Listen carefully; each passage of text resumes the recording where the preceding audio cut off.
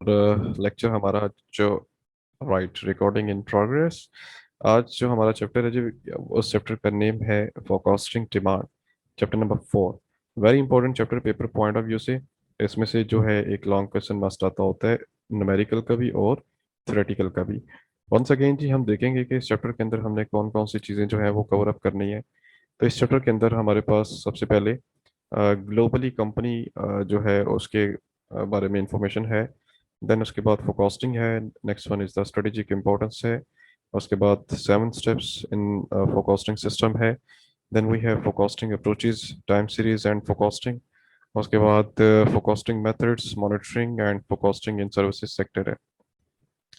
थोड़ा सा हम आगे चलते हैं फोरकास्टिंग वाले चैप्टर को। हम प्रोसीड करते हैं कि व्हाट इज फोरकास्टिंग, कि फोरकास्टिंग बेसिकली क्या होती है। आप अक्सर औकात टीवी पे रिपोर्ट्स देख रहे होते हैं, वेदर की रिपोर्ट्स होती हैं जी।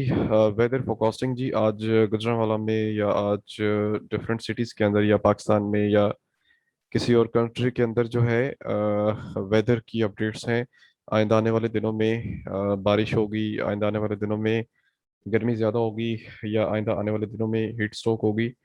तो ये बेसिकली क्या होती है, ये फोरकास्टिंग होती है with the help of satellite, with the help of forecasting tools. हम जो है वेदर के बारे में क्या कर रहे होते हैं, फोरकास्ट कर रहे होते हैं।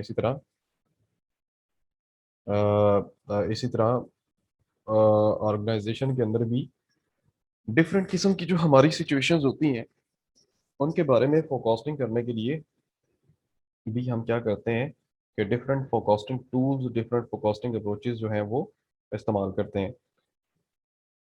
अब यहाँ पे आगे अगर हम चलें तो वो कहते हैं कि forecasting the art and science of predicting future events. एक ऐसा आर्ट, एक ऐसी साइंस है जिसके बारे में हम फ्यूचर इवेंट्स के बारे में क्या कर रहे होते हैं, प्रिडिक्ट कर रहे होते हैं।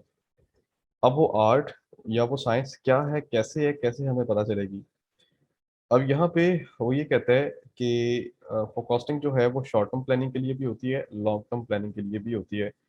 तो ज़्यादातर जो शॉर्ट टर्म के लिए फोरकास्टिंग होती है वो तो आप कर सकते हैं, लेकिन जो है लॉन्ग रेंज के लिए फोरकास्टिंग समटाइम क्या होती है कि थोड़ी सी डिफरेंस भी हो जाती है या उसके अंदर वेरिएशंस भी आ जाती हैं। फॉर एग्जांपल अब यहाँ पर वही लिखता है, शॉर्ट रेंज फोरकास्ट है, मीडियम रेंज फोरकास्ट है एंड लॉन्ग रेंज फोरकास्ट है। कहता है this forecast has a span up to 1 year but is generally less than 3 month and it is used for planning, purchasing, job scheduling, workforce level, job assignment and production level. ठीक है, ये basically क्या होती है जी, हमारी short term की forecasting होती है। उसके बाद हमारी यहाँ पे आती है जी मीडियम रेंज फोरकास्टिंग की बात कर रहा है कि मीडियम रेंज फोरकास्टिंग हमारी ऐसी होती है जिसका जो दौरानिया होता है या जिसका जो स्पैन होता है वो 3 से 3 साल तक के दरमियान का होता है।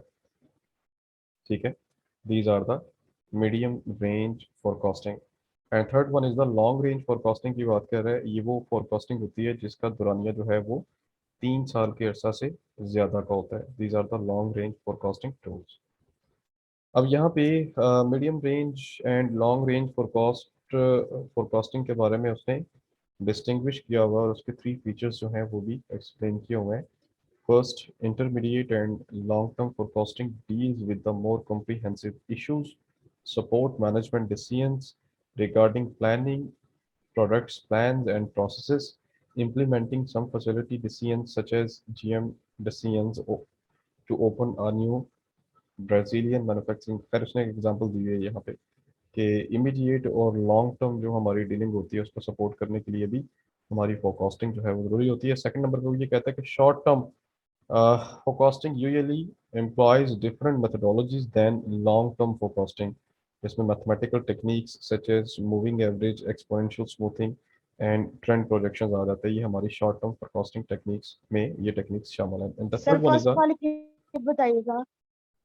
फर्स्ट वाली बेटे उसने बोला हुआ है intermediate and long term period के लिए जो है फोरकास्टिंग हम इसलिए करते हैं ताकि हम कम्प्रीहेंसिव इश्यूज को सॉल्व सॉल्व कर सकें और मैनेजमेंट को सपोर्ट करें। सेकंड नंबर पे उसने ये बताया कि हम शॉर्ट टर्म फोरकास्टिंग इसलिए करते हैं कि हम डिफरेंट मेथोडोलॉजीज को इम्प्लीमेंट कर सकें, जिसमें मूविंग एवरेज अप्रोच आती है। ये वो अप्रोचेज हैं जिसके थ्रू हमने क्या करने हैं, न्यूमेरिकल्स करने हैं, जिसके थ्रू हमने अपने न्यूमेरिकल क्वेश्चन सॉल्व करने हैं। तीसरे नंबर पे वो ये कहता है कि फाइनली हम शॉर्ट टर्म फोरकास्टिंग इसलिए कर रहे होते हैं ताकि एग्जैक्टली लॉन्गर रेंज जो फोरकास्टिंग है उसके बारे में हम एग्जैक्ट रिजल्ट्स फाइंड कर सकें, जिसके अंदर some time day to day forecasting भी आ जाता है, यानी हर अगले दिन जो है क्या ट्रेंड होगा, हर अगले दिन जो है वो क्या क्या चेंजेस होंगी। अब उसके बाद next one is the influence of the product life cycle. Product life cycle के बारे में यहाँ पे बात कर रहे हैं, उसके इन्फ्लुएंसेस के बारे में। बेसिकली उसकी चार स्टेजेस होती हैं, इंट्रोडक्शन है, ग्रोथ है, मेच्योरिटी एंड डिक्लाइन स्टेज है। ठीक है। अब सबसे पहली स्टेज हमारी, हमने वैसे ही मार्केटिंग के अंदर भी पढ़ा हुआ है, पीएलसी साइकिल, मैनेजमेंट के अंदर भी पढ़ा हुआ है, डिफरेंट सब्जेक्ट्स के अंदर डिफरेंट शक्लों में पढ़ा हुआ है। तो ये जो पीएलसी साइकिल होता है, इस पीएलसी साइकिल के अंदर भी हमारी क्या होती है, फोरकास्टिंग होती है। अब यहाँ पे कुछ खैर वो आगे आएगा तो उसको देखेंगे। टाइप्स ऑफ फोरकास्टिंग की बात कर रहे हैं कि हमारे पास यहाँ पे फोरकास्टिंग की डिफरेंट टाइप्स होती है, जिसमें हमारे पास इकोनॉमिक फोरकास्ट है, टेक्नोलॉजिकल फोरकास्ट है, एंड डिमांड फोरकास्ट है। वन वन बाय वन इसको हम ट्रीट करते हैं। इकोनॉमिक फोरकास्ट मतलब कि हम इकोनॉमिकली फोरकास्टिंग करते हैं। जैसे हम इन्फ्लेशन के बारे में हम देखते हैं कि आइंदा आने वाले दिनों में, महीनों में मुल्क में महंगाई कितनी होगी, money supplies, housing starts and other planning indicators की बात कर रहे हैं। सेकंड नंबर पे टेक्नोलॉजी फोरकास्ट की बात कर रहे हैं। टेक्नोलॉजी के बारे में भी हम फोरकास्टिंग करते हैं कि आइंदा आने वाले दिनों में क्या इवॉल्वमेंट्स होंगी टेक्नोलॉजी को लेके, क्या क्या नई चीज़ें आएंगी। And the third one is the demand forecast की बात कर रहे हैं कि हम डिमांड के बारे में भी क्या करते हैं, फोरकास्टिंग करते हैं कि आने वाले दिनों में हमारी जो है मार्केट के अंदर डिमांड कितनी होगी। ठीक है। तो ये बेसिकली तीन हमारे फोरकास्टिंग की क्या है, टाइप्स हैं। स्ट्रेटेजिक इंपॉर्टेंस ऑफ फोरकास्टिंग की बात कर रहे हैं जी। Next one is the strategically forecasting की क्या इंपॉर्टेंस होती है। तो यहाँ पे अगर हम स्ट्रेटेजिकली बात करें तो हम तीन चीज़ों को मद्देनजर रखते हैं। सबसे पहले हमारे पास ह्यूमन रिसोर्सेज हैं, second one is the capacity, and third one is the supply chain management है। सो ह्यूमन रिसोर्स है जी हमारे पास यहाँ पे HRM, आप लोग पढ़ रहे हैं human resource management. Anyone would like to tell me what is HR? कोई बताना पसंद करेगा कि HR बेसिकली क्या होती है?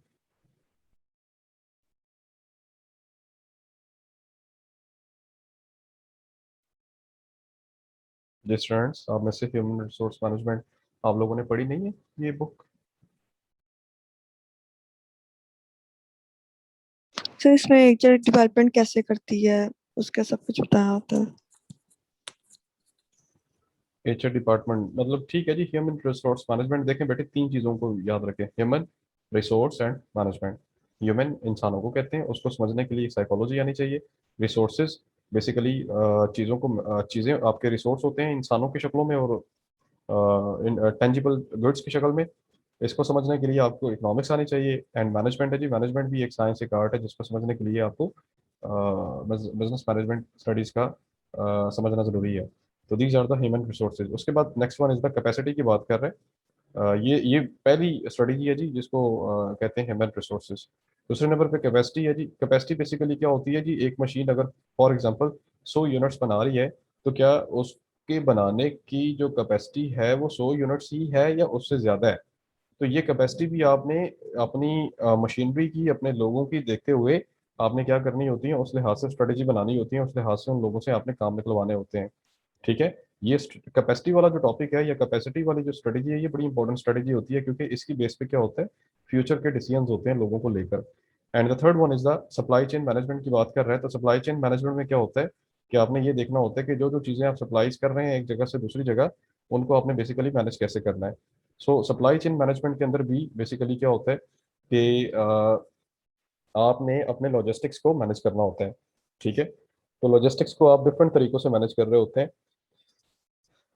लॉजिस्टिक्स क्या होते हैं, ये वो सारी की सारी चीज़ें होती हैं जो आपकी चीज़ें एक जगह से लेकर दूसरी जगह लेकर जाने में आपके लिए हेल्पफुल साबित होती हैं, जिसके अंदर आपकी इनबाउंड आउटबाउंड लॉजिस्टिक्स भी आ जाती हैं, जिसके अंदर आप में इंपोर्ट एक्सपोर्ट्स भी आ जाते हैं और डिफरेंट मीन्स एंड सोर्सेज भी आ जाते हैं, जिसके थ्रू आप क्या करते हैं, अपनी लॉजिस्टिक्स का जो प्रोसेस है वो कंप्लीट कर रहे होते हैं। तो ये बेसिकली तीन इंपॉर्टेंट सेक्टर्स हैं जो कि आपकी स्ट्रेटजीज के अंदर बड़े हेल्पफुल साबित होते हैं। Next one is the seven steps in the forecasting system की बात कर रहे हैं कि हमारी फोरकास्टिंग सिस्टम के अंदर सेवन स्टेप्स हैं, वो कौन कौन से आते हैं।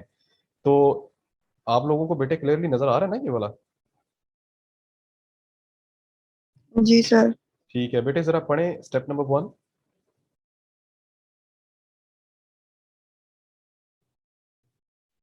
Determine the use of forecast. Disney uses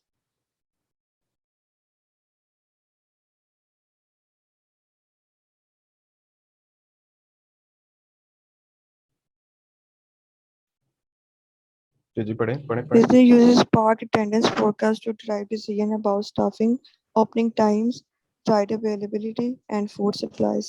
determine the use of forecast की बात कर रहे हैं। सबसे पहली इसमें वो कहते हैं फोरकास्टिंग सिस्टम है कि यूज ऑफ फोरकास्ट, कि आपने उस फोरकास्टिंग को इस्तेमाल करना कहाँ पे है, कि कोई ओपनिंग टाइम पे इस्तेमाल करना है फोरकास्टिंग को, स्टाफिंग के डिसीजन के बारे में इस्तेमाल करना है, या फूड सप्लाईज के बारे में आपने इसको इस्तेमाल करना है। सेकंड वन इज द कहते हैं select the item to be forecast.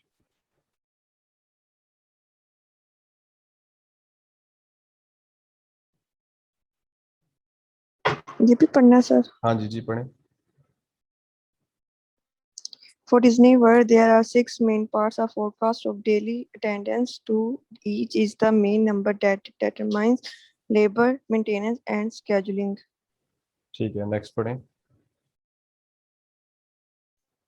Determine the horizon of the forecast. It is short, medium, or long term. Disney develops daily, weekly, monthly, annually, and 5 years. आगे नजर नहीं आ रहा। Select the forecasting model. Disney uses a variety of statistical models that we shall discuss, अच्छा एक second including बेटे moving hold कीजिएगा, average. एक second hold करें यहाँ से। नहीं जी okay, recording in progress once again. Point number 4 है जी, कहते हैं select the forecasting models. Models भी हम आगे देखेंगे कि हमारे पास डिफरेंट मॉडल्स होते हैं, जिसके अंदर हमारे पास मूविंग एवरेज, प्रोजेक्शन मेथड्स वगैरह आ जाते हैं, रिग्रेशन एनालिसिस आ जाते हैं। Gather the data that make the forecast, data आप कलेक्ट करते हैं। छठे नंबर पे मेक द फोरकास्ट, और आप फोरकास्ट करते हैं। And 7 number is the validate and implement the results, और फिर आप रिजल्ट्स की वैलिडेशन और उसको क्या कर रहे होते हैं, साथ साथ इम्प्लीमेंट कर रहे होते हैं। ये हमारे पास बेसिकली क्या है, फॉरकास्टिंग के 7 स्टेप्स हैं जो फॉरकास्टिंग सिस्टम के अंदर हम इन स्टेप्स को फॉलो करते हैं। नेक्स्ट जो लेक्चर के अंदर हमारे पास जो टॉपिक्स अंडर डिस्कशंस होंगे वो हैं उसकी अप्रोचेस की, ठीक है, जिसमें डिफरेंट किस्म की अप्रोचेस आती हैं। ये हमारे पास हैं। इसमें हमारे पास qualitative approach and quantitative approach आ जाती है, और इसके न्यूमेरिकल्स भी होंगे वंस अगेन। तो मैं कोशिश करता हूँ कि 4th चैप्टर की थ्योरी पढ़ने के बाद हम जो है इसके न्यूमेरिकल स्टार्ट कर लें साथ साथ, क्योंकि ये पेपर में भी आते होते हैं। So thank you so much for watching जी। अगर कोई बात पूछने वाली है तो आप मुझसे पूछें ज़रूर, अदरवाइज जो है फिर हम इसको अगली वीडियो में कंटिन्यू करते हैं।